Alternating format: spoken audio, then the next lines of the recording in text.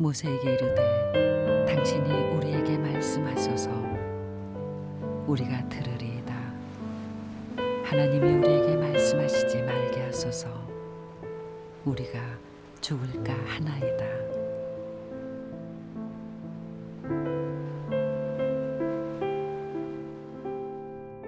우리가 말씀을 묵상하다 보면 이해가 되는 부분도 있고 잘 이해가 되지 않는 부분도 있습니다. 오늘 여러분들과 함께 나누고 싶은 이 말씀은 잘 이해가 되지 않는 부분일 수도 있어요. 출애굽기 20장 19절의 말씀입니다. 모세에게 이르되 당신이 우리에게 말씀하소서 우리가 들으리이다. 하나님이 우리에게 말씀하시지 말게 하소서 우리가 죽을까 하나이다. 이스라엘 백성들이 출애굽하는 광야 가운데서 모세에게 이야기합니다. 우리에게 말씀해 주세요. 그러나 하나님은 우리들에게 말씀하지 않게 해주세요. 그들은 두려웠습니다. 하나님의 음성을 듣는 게 두려웠습니다. 왠지 아세요? 우리가 하나님의 음성을 들으면 우리들이 쉽게 그 음성을 무시할 수 없기 때문입니다. 제가 참 좋아하는 신앙인이 있습니다. 오스왈드 챔버스. 주님은 나의 최고봉이라고 하는 책을 통해서 잘 알려져 있죠. 거기에 이런 글이 있더라고요. 흔히 우리는 간증이라고 불리는 주님의 종의 음성 듣기를 즐겨합니다. 그에게 말씀하신 음성은 우리에게 훨씬 부담이 덜하기 때문입니다.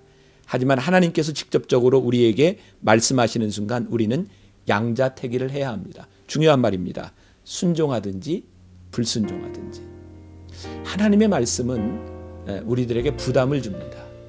그래서 우리는 하나님의 말씀을 꺼려할 때도 있다. 이게 참 이율배반적이죠.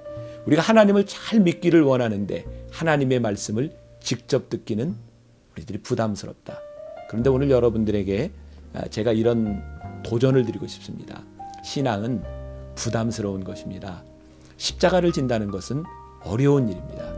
그런데 여러분들이 하나님의 음성을 듣고 십자가를 짓고 그 부담을 여러분들이 지기 시작할 때 하나님의 뜻이 여러분들의 삶에서 이루어져 가기 시작하는 겁니다.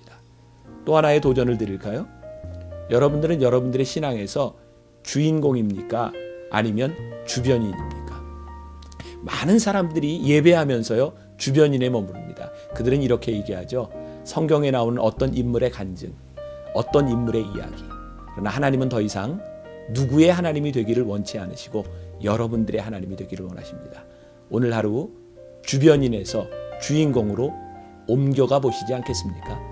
하나님의 음성을 들으며 여러분들에게 순종이냐 불순종이냐 결단할 수 있는 날이 된다면 여러분들에게 정말 복된 하루가 되리라 생각합니다.